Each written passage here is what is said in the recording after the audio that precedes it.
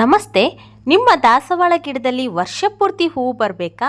ಹಾಗಿದ್ರೆ ಈ ರಹಸ್ಯಗಳನ್ನು ತಿಳ್ಕೊಳ್ಳಿ. ನಿಮ್ಮ ಮನೆಯ ದಾಸವಾಳ ಗಿಡದಲ್ಲಿ ಹೂಗಳು ಕಡಿಮೆ ಬರ್ತಿದೆಯಾ? ಅಥವಾ ಯಾವಾಗಲೂ ಒಂದೊಂದು ಸರ್ತಿ ಮಾತ್ರ ಒಂದೆರಡು ಹೂ ಬಿಡ್ತಾ ಇದೆಯಾ? ಹಾಗಿದ್ರೆ ಇವತ್ತಿನ ಈ ವಿಡಿಯೋನ ಕೊನೆ ತನಕ ನೋಡಿ.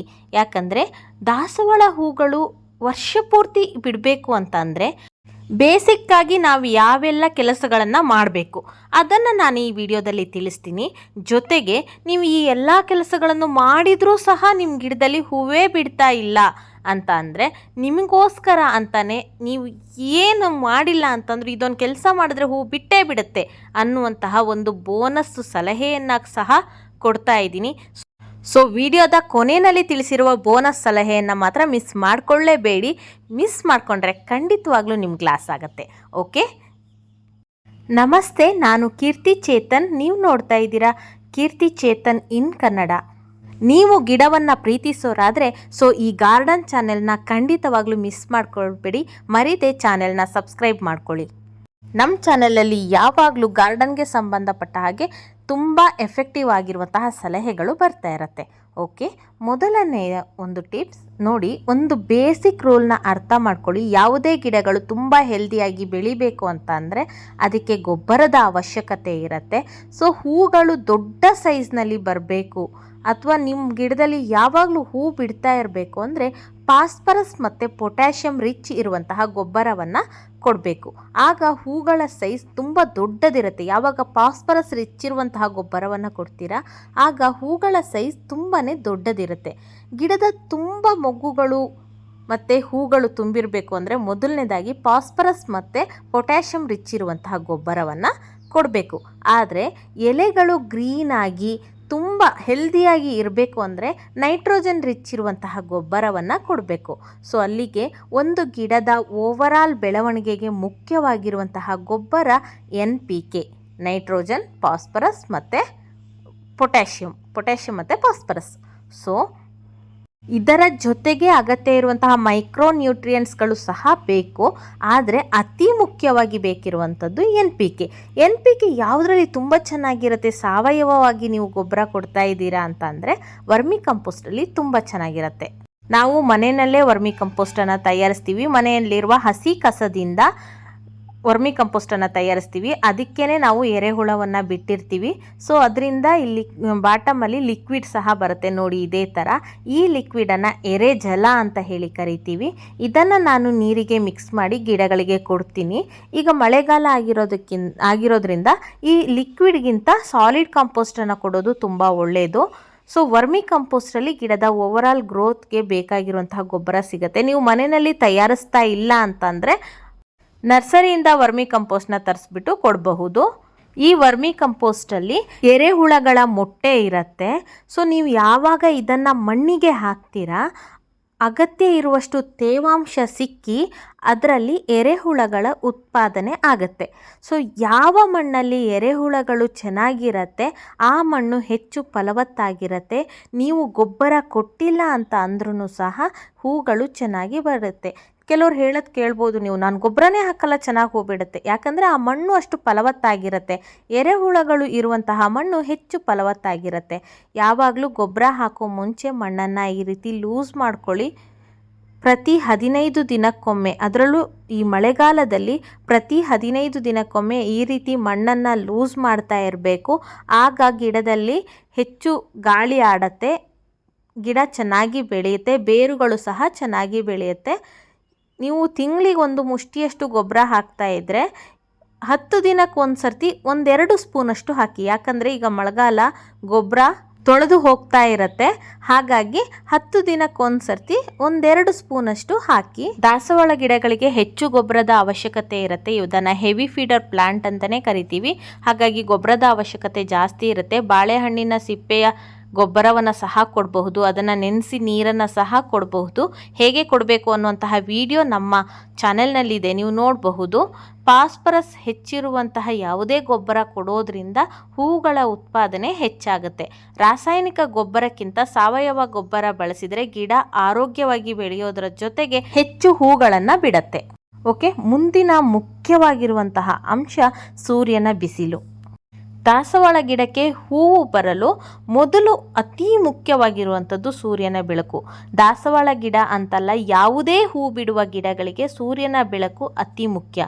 ಪ್ರತಿದಿನ ಕನಿಷ್ಠ 5ರಿಂದ 6 ಗಂಟೆಗಳ ಕಾಲ ನೇರ ಸೂರ್ಯನ ಬೆಳಕು ಅಗತ್ಯ ಇದೆ. ಗಿಡವನ್ನು ಯಾವಾಗಲೂ ನೆರಳಲ್ಲಿಟ್ಟರೆ ಎಲೆಗಳು ಚೆನ್ನಾಗಿ ಬೆಳಿಬಹುದು, ಆದರೆ ಹೂಗಳು ತುಂಬಾ ಕಡಿಮೆ ಬರುತ್ತೆ. ಆದ್ದರಿಂದ ನೀವು ಬಾಲ್ಕನಿ ಅಥವಾ ಟೆರೆಸಲ್ಲಿ ಮನೆ ಮುಂದೆ ಎಲ್ಲೇ ಗಿಡವನ್ನು ಬೆಳೆಸ್ತಾ ಇದ್ರೂ ಸಹ ಸಾಕಷ್ಟು ಸೂರ್ಯನ ಬೆಳಕು ಸಿಗುವಂತಹ ಸ್ಥಳದಲ್ಲಿ ಗಿಡನ ಇಡಿ. ನೆನ್ಪಿಟ್ಕೊಳ್ಳಿ, ಹೆಚ್ಚು ಹೂ ಬಿಡಬೇಕು ಅಂತಂದರೆ ಸೂರ್ಯನ ಬಿಸಿಲು ಗಿಡಕ್ಕೆ ತುಂಬಾ ಮುಖ್ಯ. ಕನಿಷ್ಠ ಅಂತ ಅಂದರೂ 5ರಿಂದ 6 ಗಂಟೆಗಳ ಕಾಲ ನೇರವಾಗಿ ಸೂರ್ಯನ ಬೆಳಕು ಗಿಡಗಳಿಗೆ ಬೀಳಬೇಕು. ಆಗ ಗಿಡ ಕೂಡ ಹೆಚ್ಚು ಸ್ಟ್ರಾಂಗ್ ಆಗಿರುತ್ತೆ. ಪೆಸ್ಟ್ ಕಂಟ್ರೋಲ್ ಕೂಡ ಆಗುವಂತಹ ಒಂದು ಶಕ್ತಿ ಅದಕ್ಕೆ ಬೆಳೆಯುತ್ತೆ. ಹೇಗೆ ನಮ್ಮ ಮೈಯಲ್ಲಿ ರೋಗ ನಿರೋಧಕ ಶಕ್ತಿ ಇರುತ್ತೆ, ಅದೇ ರೀತಿ ಗಿಡಗಳಲ್ಲಿ ಕೂಡ ಪೆಸ್ಟ್ ಕಂಟ್ರೋಲಿಂಗ್ ಕೆಪಾಸಿಟಿ ಅನ್ನೋದು ಹೆಚ್ಚಾಗತ್ತೆ. ಫಂಗಲ್ ಇನ್ಫೆಕ್ಷನ್ ಆಗೋದು, ಬೇರು ಕೊಳೆಯುವಂತಹ ಸಮಸ್ಯೆಗಳು ಕಡಿಮೆ ಬರುತ್ತೆ. ಇನ್ನೊಂದು ಮುಖ್ಯವಾಗಿರುವ ಅಂಶ ಪ್ರೂನಿಂಗ್ ಮಾಡೋದು. ನಾನು ಪ್ರತಿ ವಿಡಿಯೋದಲ್ಲೂ ಹೇಳ್ತಾ ಇರ್ತೀನಿ, ನೀವೇನೇ ಮಾಡಿದ್ರೂ ಹೂ ಬಿಡ್ತಿಲ್ಲ ಅಂತ ಅಂದರೆ ಪ್ರೂನಿಂಗ್ ಮಾಡಿ, ಆಗ ಹೊಸ ಚಿಗುರು ಬರುತ್ತೆ. ನನಗೆ ಇಲ್ಲಿ ನಿಮಗೆ ಪ್ರೂನಿಂಗ್ ಮಾಡೋದನ್ನು ತೋರಿಸೋದಕ್ಕೆ ಆಗೋದಿಲ್ಲ, ಯಾಕಂತ ಅಂದರೆ ನಮ್ಮ ಪ್ರತಿ ಬ್ರಾಂಚಲ್ಲಿ ಸಹ ಮೊಗ್ಗುಗಳಿದೆ. ನೀವು ನೋಡಿ, ಇಲ್ಲಿ ಪ್ರೂನಿಂಗ್ ಮಾಡಿದ್ರೆ ನೋಡಿ, ಆ ಎಲೆ ಹತ್ತಿರದಲ್ಲಿ ಚಿಗುರು ಕಾಣಿಸ್ತಾ ಇದೆ ಅಲ್ಲ, ಅಲ್ಲಿಂದ ಮತ್ತೆ ಹೊಸ ಚಿಗುರು ಬರುತ್ತೆ. ಎಲ್ಲಿ ಕಟ್ ಮಾಡ್ತೀರಿ ಅಲ್ಲಿನ ಕೆಳಗಡೆಯಿಂದ ಮತ್ತೆ ಹೊಸ ಚಿಗುರು ಬಂದು ಹೂಗಳು ಮೊಗ್ಗುಗಳು ಬರುತ್ತೆ.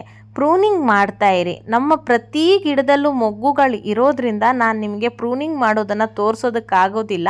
ಸಣ್ಣ ಸಣ್ಣ ಬ್ರಾಂಚಲ್ಲಿ ಕೂಡ ಮೊಗ್ಗಿದೆ, ಹಾಗಾಗಿ ಪ್ರೂನಿಂಗ್ ಮಾಡೋದನ್ನು ತೋರಿಸೋದಕ್ಕಾಗೋದಿಲ್ಲ. ನೀವು ಹೂವಿಲ್ಲ ಅಂತಂದರೆ ಪ್ರೂನ್ ಮಾಡಿ, ಆಗ ನೋಡಿ ಡೆಫಿನೆಟ್ಲಿ ನಿಮಗೆ ಹೊಸ ಚಿಗುರು ಬಂದು ಮೊಗ್ಗು ಕಾಣಿಸ್ಕೊಳ್ಳುತ್ತೆ. ವಿಡಿಯೋದ ಕೊನೆಯಲ್ಲಿ ಒಂದು ಬೋನಸ್ ಟಿಪ್ಸ್ ಕೊಟ್ಟಿದ್ದೀನಿ. ನೀವು ಇದೆಲ್ಲ ಕೆಲಸವನ್ನು ಮಾಡಿದರೂ ಸಹ ಮೊಗ್ಗು ಬರಲಿಲ್ಲ ಅಂತಂದರೆ ನಾನೊಂದು ಸೊಲ್ಯೂಷನ್ ಹೇಳ್ತೀನಿ, ಖಂಡಿತ ಅದನ್ನು ಟ್ರೈ ಮಾಡಿ. ಮೊಗ್ಗು ಬಂದೇ ಬರುತ್ತೆ. 15 ಡೇಸ್ಗೆಲ್ಲ ನಿಮಗೆ ರಿಸಲ್ಟ್ ಸಿಗತ್ತೆ. ಓಕೆ. ಮತ್ತೊಂದು ನೀವು ತೀರಾ ಗಮನಿಸಬೇಕಾಗಿದ್ದು ಪೆಸ್ಟ್ಗಳ ಬಗ್ಗೆ, ಅಂದರೆ ಕೀಟಗಳ ಬಗ್ಗೆ.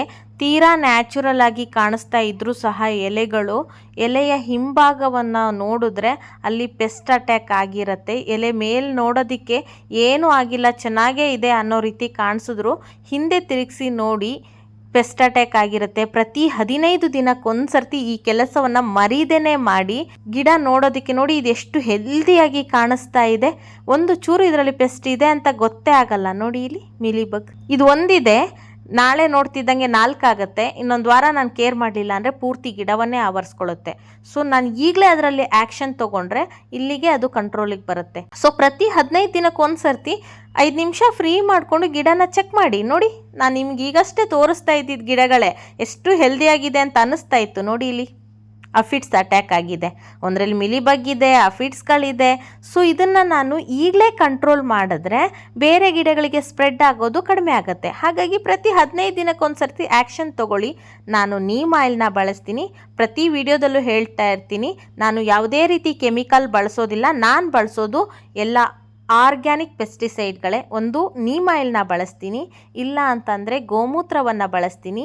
ನೀಮ್ ಆಯಿಲ್ ಆದರೆ 1 ಲೀಟರ್ಗೆ 5 ml, ಗೋಮೂತ್ರ ಆದರೆ 1 ಲೀಟರ್ಗೆ 50 ml ಇಂದ 100 ml ತನಕ ತಗೊಳ್ಬಹುದು. ಓಕೆನಾ. 50 ml to 100 ml. ಜಾಸ್ತಿ ಪೆಸ್ಟ್ ಇತ್ತು ಅಂದರೆ ಒಂದು ಸ್ವಲ್ಪ ಪ್ರಮಾಣನ ಜಾಸ್ತಿ ಮಾಡ್ಕೊಳ್ಳಿ. ಕಡಿಮೆ ಇತ್ತು, 1-2 ಇತ್ತು ಅಂದರೆ 50 ml ಮಿಕ್ಸ್ ಮಾಡಿಕೊಂಡ್ರೂ ಸಾಕಾಗತ್ತೆ. ಅದು ಇಲ್ಲ ಅಂತಂದರೆ ನಾನು ಬಳಸೋದು ಇನ್ನೊಂದು, ಈ ಕಹಿಬೇವಿನ ಎಲೆಗಳು ಉಳಿದಿತ್ತು ಅಥವಾ ಇತ್ತು ಅಂತಂದರೆ ಅದನ್ನು ನೀರಲ್ಲಿ ನೆನೆಸಿಟ್ಬಿಡ್ತೀನಿ. 1 ವಾರ ಚೆನ್ನಾಗಿ ನೀರಲ್ಲಿ ನೆನೆಸಿಡ್ತೀನಿ. ಇದು ಚೆನ್ನಾಗಿ ಕಳೆದು ಆ ನೀರಲ್ಲಿ ಅದರ ಕಹಿಯ ಅಂಶ ಎಲ್ಲ ಬಿಟ್ಕೊಂಡಿರುತ್ತೆ. ಈಗ ಹೇಗೆ ಬೇವಿನ ಎಣ್ಣೆ ವರ್ಕ್ ಆಗುತ್ತಲ್ವಾ, ಅದೇ ಥರ, ಬಟ್ ಅಷ್ಟು ಎಫೆಕ್ಟಿವ್ ಆಗಿ ಇರೋದಿಲ್ಲ. ಸ್ವಲ್ಪ ಆಗಾಗ 15 ದಿನಕ್ಕೊಂದ್ಸರ್ತಿ ಸುಮ್ಮನೆ ಸ್ಪ್ರೇ ಮಾಡ್ತಾ ಇದ್ದರೆ, ಅಂದರೆ precaution is better than cure ಅಂತ ಹೇಳಿ. ಅದು ಹುಳ ಬಂದಮೇಲೆ ಮಾಡೋದಕ್ಕಿಂತ ಮುಂಚೆನೇ ಸ್ಪ್ರೇ ಮಾಡೋದಕ್ಕೆ ಆ ಥರ ಯೂಸ್ ಮಾಡೋದಕ್ಕೆಲ್ಲ ನಾನು ಇದನ್ನು ಬಳಸ್ತೀನಿ. ಒಂದು ಟಿಪ್ ಅಂತ ನಿಮಗೆ ಕೊಟ್ಟಿರೋದು. ನೀಮ್ ಆಯಿಲ್ ಇಲ್ಲ ಅಂತಂದರೆ ಅದನ್ನು ಕೂಡ ಆ ರೀತಿ ನೆನೆಸಿಟ್ಟು ಅದನ್ನು ಸೋಸಿ ಸ್ಪ್ರೇ ಕೂಡ ಮಾಡಬಹುದು. ಸ್ಪ್ರೇ ಮಾಡುವಾಗ ನೀಟಾಗಿ ಎಲೆ ಹಿಂಭಾಗಕ್ಕೆಲ್ಲ ನೀಟಾಗಿ ಎತ್ತಿ ಸ್ಪ್ರೇ ಮಾಡಿ, ಯಾಕಂದರೆ ಎಲೆ ಹಿಂಬದಿಯಲ್ಲಿ ಹುಳಗಳಿರೋಂಥ ಸಾಧ್ಯತೆ ಜಾಸ್ತಿ ಇರುತ್ತೆ. ಗೋಮೂತ್ರ ಆದರೆ ಮೊಗ್ಗುಗಳಿಗೆ ಸ್ಪ್ರೇ ಮಾಡಬಾರ್ದು, ಯಾಕಂದರೆ ಉದುರು ಹೋಗುವಂತಹ ಸಾಧ್ಯತೆ ಇರುತ್ತೆ. ಇನ್ ಕೇಸ್ ಸ್ಪ್ರೇ ಮಾಡಬೇಕು ಅಂದರೆ ಸ್ವಲ್ಪ ಪ್ರಮಾಣನ ಕಡಿಮೆ ತಗೊಳ್ಳಿ. ನೀಮ್ ಆಯಿಲ್ ಆದರೆ ಈ ರೀತಿ ಮೊಗ್ಗಿಗೂ ನೀಟಾಗಿ ಸ್ಪ್ರೇ ಮಾಡಬಹುದು. ಓಕೆನಾ? ಇದು ಪೆಸ್ಟ್ ಕಂಟ್ರೋಲ್ ಬಗ್ಗೆ. ಇದನ್ನು ಕಂಟ್ರೋಲ್ ಮಾಡಲೇಬೇಕು, ಯಾಕಂದರೆ ಗಿಡದ ರಸವನ್ನೆಲ್ಲ ಹೀರಿ ಗಿಡದ ಬೆಳವಣಿಗೆ ಮತ್ತು ಹೂವು ಮೊಗ್ಗು ಬಿಡೋದನ್ನು ಕಡಿಮೆ ಮಾಡಿಬಿಡುತ್ತೆ. ಹಾಗಾಗಿ ಪೆಸ್ಟ್ ಕಂಟ್ರೋಲ್ ಬಗ್ಗೆ ಹೆಚ್ಚು ಗಮನವನ್ನು ಕೊಡಿ. Okay, last but not least, ನೀವು ಹೇಳಿರೋದು ಎಲ್ಲದನ್ನೂ ಮಾಡಿದ್ದೀವಿ ಆದರೂ ಹೂವು ಆಗ್ತಾ ಇಲ್ಲ ಅನ್ನೋರಿಗೋಸ್ಕರ ಈ ಸಲಹೆ. ನಾನು ಕೂಡ ಇದನ್ನು ಬಳಸ್ತೀನಿ, ನನಗೂ ತುಂಬಾ ಚೆನ್ನಾಗಿ ರಿಸಲ್ಟ್ ಇದೆ.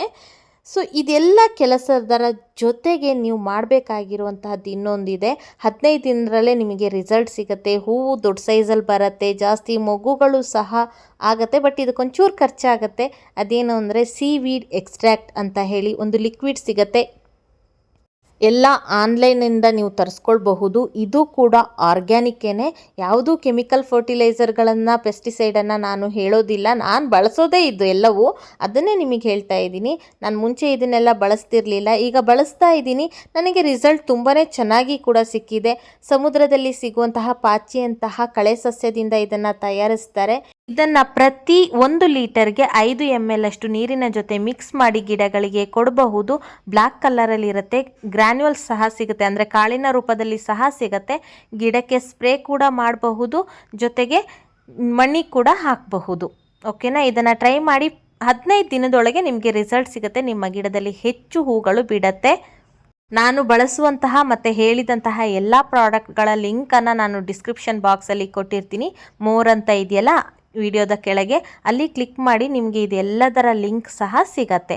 ಸೊ ಈ ಇನ್ಫಾರ್ಮೇಷನ್ ನಿಮಗೆ ಇಷ್ಟ ಆಗಿದೆ ಅಂತ ಭಾವಿಸ್ತೀನಿ. ಇದೇ ಥರ ಗಾರ್ಡನ್ ಬಗ್ಗೆ ತುಂಬಾ ಎಫೆಕ್ಟಿವ್ ಆಗಿರುವಂಥದ್ದು, ಜೊತೆಗೆ ನಾನು ನನ್ನ ಗಾರ್ಡನಲ್ಲಿ ಏನು ಮಾಡ್ತಾ ಇದ್ದೀನಿ ಜಾಸ್ತಿ ಹೂ ಬಿಡಬೇಕು ಅಂತಂದರೆ ಅದನ್ನು ನಿಮಗೆ ನಾನು ತಿಳಿಸ್ತೀನಿ. ನಾನು ಸಾಕಷ್ಟು ಗಾರ್ಡನ್ ಗ್ರೂಪ್ಗಳ ಜೊತೆಗೆ ಹಾಗೆ ಗಾರ್ಡನ್ ಎಕ್ಸ್ಪರ್ಟ್ಗಳ ಜೊತೆಗೆ ಕೆಲವೊಂದೊಂದು ಸೆಮಿನಾರ್ಗಳನ್ನು ಅಟೆಂಡ್ ಮಾಡಿ ನಾನೇನು ನಾಲೆಡ್ಜ್ನ ಪಡ್ಕೊಳ್ತಾ ಇದ್ದೀನಿ ಅದನ್ನೇ ನಿಮ್ಮ ಜೊತೆ ಶೇರ್ ಮಾಡ್ಕೊಳ್ತಾ ಇದ್ದೀನಿ. ಸೊ ಈ ಇನ್ಫಾರ್ಮೇಷನ್ಗಳು ನಿಮಗೆ ಇಷ್ಟ ಆಗಿದ್ದರೆ ಚಾನೆಲ್ನ ಸಬ್ಸ್ಕ್ರೈಬ್ ಮಾಡ್ಕೊಳ್ಳಿ, ವಿಡಿಯೋಗೊಂದು ಲೈಕ್ ಮಾಡಿ, ಜೊತೆಗೆ ಗಿಡವನ್ನು ಇಷ್ಟಪಡುವಂತಹ ನಿಮ್ಮ ಸ್ನೇಹಿತರ ಜೊತೆಗೆ ಈ ವಿಡಿಯೋದ ಲಿಂಕನ್ನು ಶೇರ್ ಮಾಡ್ಕೊಳ್ಳಿ. Thank you so much for watching. ಮುಂದೆ ಮತ್ತೊಂದು ಒಳ್ಳೆಯ ಇನ್ಫಾರ್ಮೇಷನ್ ಇರುವಂತಹ ವಿಡಿಯೋ ಜೊತೆ ಮತ್ತೆ ಸಿಗ್ತೀನಿ. ಅಲ್ಲಿಯವರೆಗೂ take care, bye. Happy gardening.